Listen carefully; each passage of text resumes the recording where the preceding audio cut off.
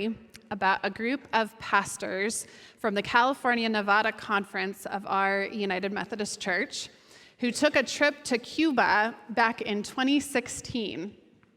They decided to take this trip to see the Methodist Church in Cuba, which at the time had experienced an amazing growth spurt. They went from 3,000 members in the year 2000 to 47,000 members in the year 2015, so 15 years with a large amount of growth. This group then went to learn from them, to learn what they were doing. And everywhere that they went in Cuba to these churches, the churches were packed with people. There were old people and young people, mostly poor people. And the churches were in all different spaces. Some of them were in traditional structures. Some of them were in homes. Some of them were outside. Some didn't even have electricity. But they said that they were all filled with enthusiasm and excitement and a sense that God was doing something big and important among them. And so they asked all of the pastors that they met there in every church they visited. They even asked the bishop of Cuba, how do you explain this enormous growth that had happened? And each one of them said the same thing. They said prayer and fasting. Prayer and fasting. One of the churches they were worshiping at towards the end of their trip had a long time in the beginning of the service that was reserved for announcements. Now, some of you have been in churches where that happens. The beginning of the service, some announcements are given, right? Sometimes that can get a little long. At this particular service, the announcement time was 25 minutes long. Can you imagine listening to announcements for 25 minutes? And all of the announcements that were lifted up were about services for prayer and fasting in that next week. Every morning of the week was a prayer service that happened at that church that was followed by a meal where they would break the fast together. And once this group learned about the history of Cuba, they understood a correlation between its history and fasting. Have any of you here been to Cuba before? One of you has, maybe a couple of you. I haven't been there, so this is only from my own reading. But the Cuban Revolution happened in 1959, and one of the first acts of the Castro government was to shut down all of the churches. There were priests and pastors who were even imprisoned for a short period of time. But after the socialist government was stabilized, they let churches open again, but only for worship and nothing else. In addition, there weren't any new churches that would be allowed to be built. And some of these churches, before communism came, had programs for feeding and for educating, but that was all shut down permanently. Only the government could take care of people, and they gave every person in the country $22 a month. And that's socialism right there. So maybe $22 a month went far in 1959 when it first happened. I don't know. But in 2016, when they went there to visit, it was still $22 a month that everyone was given, and it wasn't much. It couldn't feed a family for a month. So even if you worked, it was hard to find work. Work was very limited, like it was. People were hungry, couldn't live on what they were given. And so they fasted oftentimes out of necessity. They would skip meals, mostly breakfast, to make their food go farther. So the church invited people to come and to pray and to bring their hunger. And when they finished praying, they would break their fast together. So the church figured out a way to serve a meal that should have been against the law, but it helped people turn their hunger into something spiritual, an act of fasting and prayer. And the church saw, really, that people were hungry, right? And it met that need, not just by giving them food, but giving their hunger now a purpose and a meaning behind it. During the offering on one Sunday that this group was here, they witnessed a family during the offering time carrying a pig that they had just slaughtered into the sanctuary. Can you imagine, like during the offering time, somebody just bring a pig in here? It was up on poles, the feet were up in the air, but that pig was big enough to feed all of them after that service.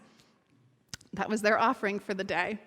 I also read another article around this same time which wrote about how because they couldn't build new churches in Cuba, with all this growth happening, no new churches could be built, so they started meeting in homes and renovating the homes for the number of people who would gather. So talk about creativity, right? Seeing the needs around you and then moving with the Spirit to fill those needs and bring others to Christ and into the community with one another in the process. Where today we're continuing on in our series in which we've been looking at stories of Jesus as a change maker. And we're talking about the gifts that we've been given to also be change makers together. And the gift that we're looking at today is the gift of creativity. But the story that you just heard from Luke that Brian read might not seem like a story of being a change maker. This is a story that is in all four Gospels. The story that you heard is told in all four Gospels. Each one has some different nuances to it, but Luke is probably the most different from all of the others. But I'd like to state the obvious, right? The story is of this woman coming in, crying at Jesus' feet, anointing his feet with oil, and drying them with her hair. That story is very awkward, right? Is anyone with me that this is an awkward story? Yes? Yes? I see some heads nodding. I wanted to find a piece of artwork that would illustrate this scene, and I couldn't find one that wasn't awkward. This seemed to be the best one to represent Luke, so I chose this one. I think it's important for us to know that anointing wasn't uncommon during this time. Kings and priests were anointed for specific purposes of consecration. Those who were sick were also anointed for purposes of healing, and that still happens in some traditions today. And those who were dead were also anointed and prepared for burial. And we don't know the exact intentions of this unnamed woman in this story. We just know that she interrupted a meal that she wasn't invited to in the home of a Pharisee who labeled her as a sinner.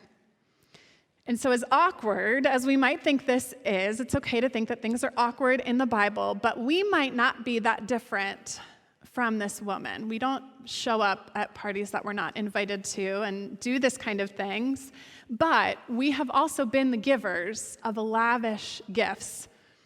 Many of you have been caught up in moments filled with joy and adoration or love that pushed you to buy a gift without paying much attention to the cost of it and giving what you had, right? And I think that is this woman. She's caught up in the moment. Jesus is her Savior. She's filled with gratitude, and nothing is going to stop her from showing this expression of adoration and love. One of the things that sets this one apart from the other three in the Bible is that the host, Simon, has some thoughts to himself. In all the other stories, the people that are present tell Jesus how outraged they are at this woman doing something so provocative, right?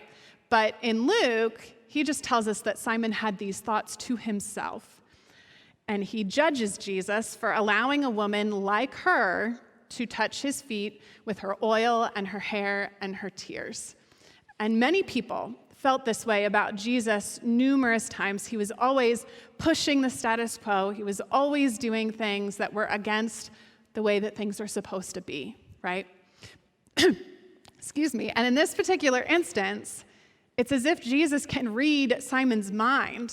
Luke tells us that he keeps his thoughts to himself, but Jesus calls him out on his thoughts. Simon is calling this woman out on her behavior, when Simon also is not following the usual protocol that's expected of him as a host anyway. Jesus isn't treated as an honored guest like he should be. And Jesus calls him out on that. He says, "You did not treat me as a guest in the way that you should," not because he was offended, but because he wanted to show him and compare him to this woman who was at his feet. Simon is skeptical of Jesus, but this woman gets it.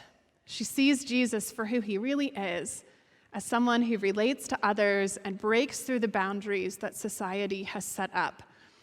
He's telling Simon that this woman is more than what society has labeled her to be. And he sees things differently, and he invites others to see things differently as well.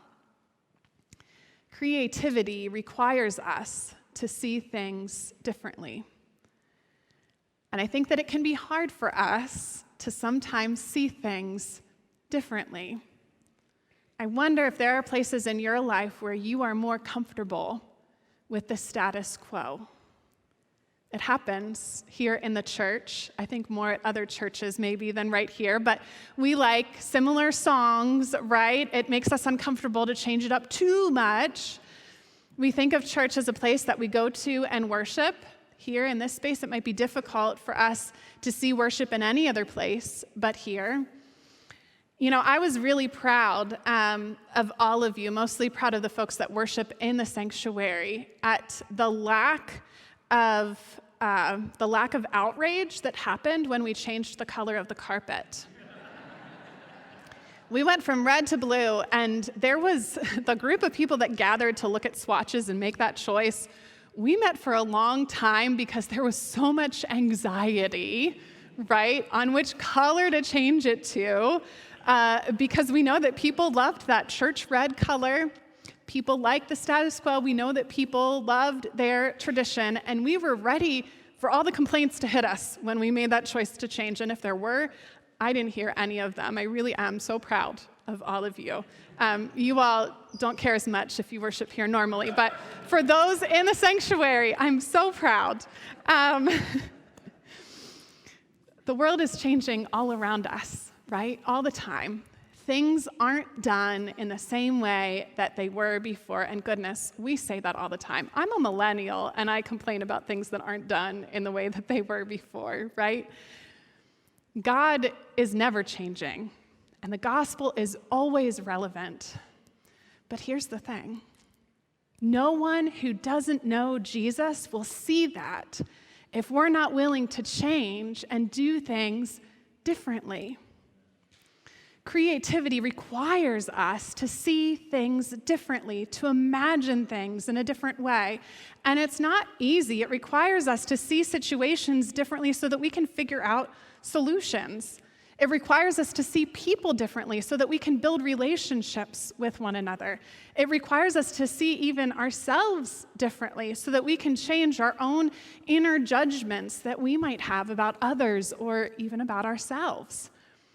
Jesus uses creativity to draw the circle wider. How might God be calling you to draw the circle wider, to be a change maker for others, for good?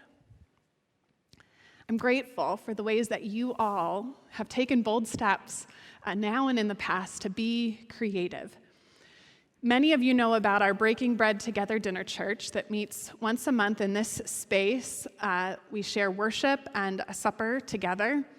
And that started out in our building at Breakfast Church on Christmas Eve 2023, and then we started meeting for dinner each month after that. But it started long before that at our former Rockville campus.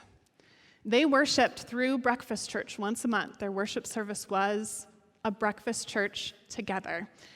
And that was not an easy thing to do. I wasn't there at the time, but I heard that some people who aren't in this room, who weren't even worshiping in the first service either, had some rumbling about food being in worship, right? Even years after it happened.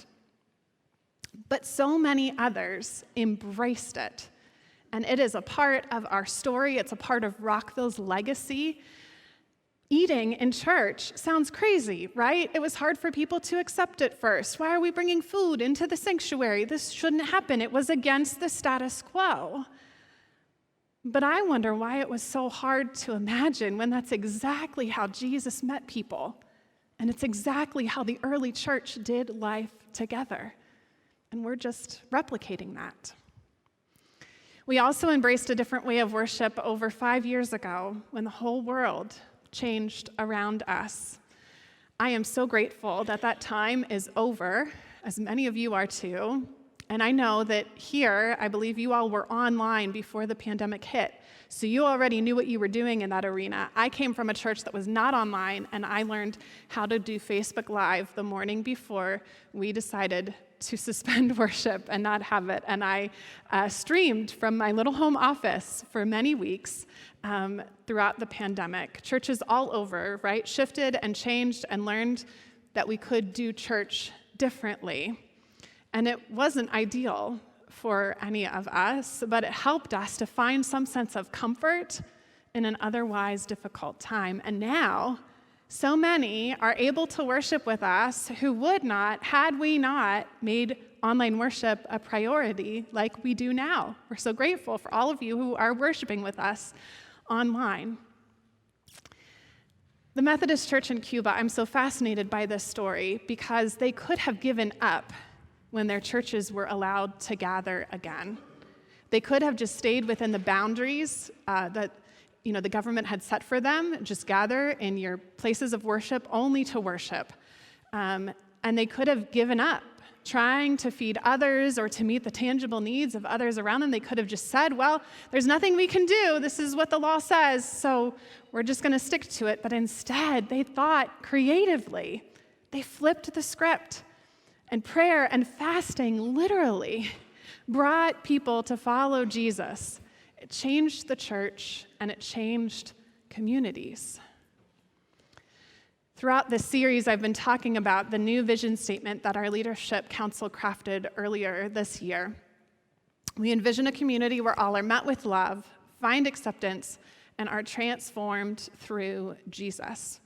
And we've also been naming some of the core values in our vision that have given us a guide to follow as a church, in a way, as we move forward. And I wanted to share the second of those values with you. I shared about the first one last week, but our second value is developing various opportunities for service. This is really straightforward. We believe that God is calling us to find opportunities where we can serve together. And there are many ways that we already serve together here at the church. I'm so grateful for all the ways that you come together to make worship and ministry happen. It's so essential to our life. But as we think creatively, how might we expand the ways that we worship and serve together to be more than just what we do in this building for ourselves or for those who don't come here? How might you creatively use the gifts that God has given you to reimagine things in new ways? In your bulletin, you'll find another little white slip of paper. And I've been asking you all each week to write different things on these white slips and to give them as paper offerings at the end of each service.